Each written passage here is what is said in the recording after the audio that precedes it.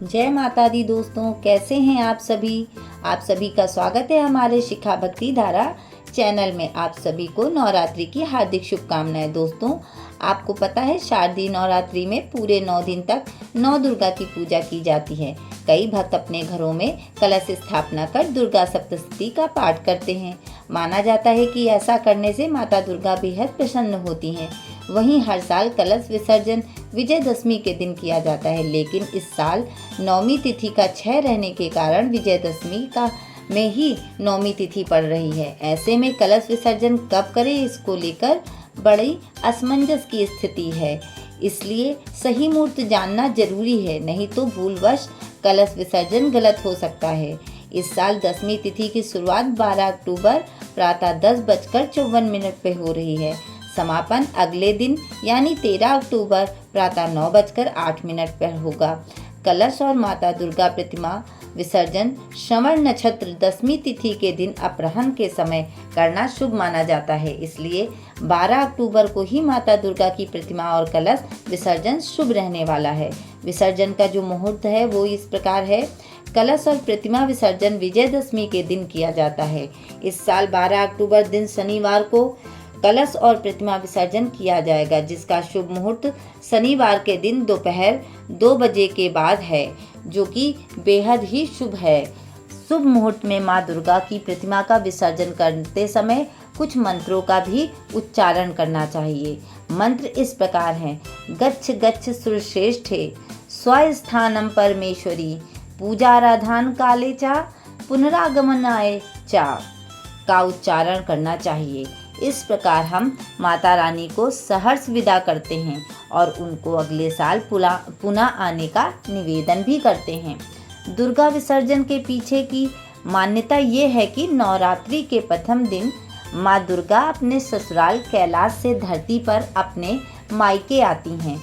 9 दिन रहने के बाद वह वापस अपने ससुराल लौटती हैं। ठीक वैसे ही जैसे एक बेटी ससुराल से अपने मायके आती है और कुछ दिन रहने के बाद वापस लौट जाती है। इस वजह से हर साल प्रतिपदा के दिन लोग माँ दुर्गा का आवाहन करके उनके लिए कलश स्थापना करते हैं, व्रत रख के पूजा अर्चना करते हैं। 9 दिनों तक उनकी पूजा अर्चना करने के बाद दसवीं को माँ दुर्गा को विदा करते हैं। और इस साल तो माँ दुर्गा के विसर्जन के दिन यानी विजयदशमी को 3 शुभ संयोग भी बन रहे हैं। पहला शुभ संयोग है श्रवण नक्षत्र, जो 12 अक्टूबर को सुबह 5:25 से शुरू होगा और 13 अक्टूबर को प्रातः 4:27 तक है। दूसरा जो युग संयोग बन रहा है वो है सर्वार्थ सिद्धि योग का, जो 12 अक्टूबर को सुबह 6:20 से बन रहा है और 13 अक्टूबर को प्रातः 4:27 तक रहेगा। और तीसरा शुभ संयोग है रवि योग, जो 12 अक्टूबर को दुर्गा विसर्जन के पूरे दिन रहेगा। अब जानते हैं कि नवरात्रि की पूजा के बाद कलश विसर्जन की संपूर्ण विधि व नियम, और जानते हैं कि विसर्जन के बाद बची हुई सामग्री जैसे जल, नारियल आदि का क्या करें। तो चलिए पहले विसर्जन विधि की बात करते हैं। तो 9 दिन के पूजन के बाद माता रानी की प्रतिमा या कलश का 10वें दिन यानी दशहरा को विसर्जन का विधान है। विसर्जन से पहले विधि विधान से माता की पूजा और हवन किया जाता है। इसके बाद प्रतिमा या कलश को सांकेतिक तौर पर हिला दिया जाता है और फिर सुविधा के अनुसार किसी पवित्र जलाशय में विसर्जित कर दिया जाता है। इस दौरान 9 दिनों तक चढ़ाई गई पूजन सामग्री भी विसर्जित होती है और आप चौकी को हटा लेते हैं और कलश के नीचे रखे गए चावल और अन्य सामग्रियों को माता दुर्गा की मूर्ति के साथ ही विसर्जित कर देना चाहिए। कलश के ढक्कन पे रखे चावल, उसका आप क्या करेंगे, तो आप किसी पशु पक्षी को भी दे सकती हैं या घर के अनाज में भी मिला सकती हैं। फिर कलश के ज्वारे उनको भी कुछ निकालकर अपने घर के सदस्यों में वितरित कर दें, जो अपने पास पर्स आदि में रख सकें। और कुछ ज्वारों को घर की अलमारी या तिजोरी में लाल कपड़े में रख सकते हैं, जिससे धन वैभव की कभी कमी नहीं होगी। फिर बचे हुए बाकी ज्वारों को विसर्जन के साथ भेज सकते हैं। अब बात करते हैं कलश पे रखे नारियल की। तो इस नारियल को आप चाहें तो जल में प्रवाह करवा सकते हैं या अलमारी या तिजोरी में लाल कपड़े में लपेट के रख सकते हैं, या फिर घर के मुख्य द्वार में लाल कपड़े सहित बांधकर लगा दें ताकि घर में निगेटिविटी का प्रवेश ना हो सके। और माताजी के पास चढ़ाए हुए नारियल को आप प्रसाद की तरह ग्रहण करें और कन्याओं को भी खिलाएं। कलश से नारियल हटाने के बाद आप इसमें रखे जल को पूरे घर में छिड़कें और बचे हुए जल को किसी गमले में डाल सकते हैं। कभी भी इस जल को नाली या बेसिन में बहाना नहीं चाहिए। इस जल को गंगा जल के समान पवित्र माना जाता है और इसे पूरे घर में छिड़कने से पूरे घर में सकारात्मक ऊर्जा का संचार होता है।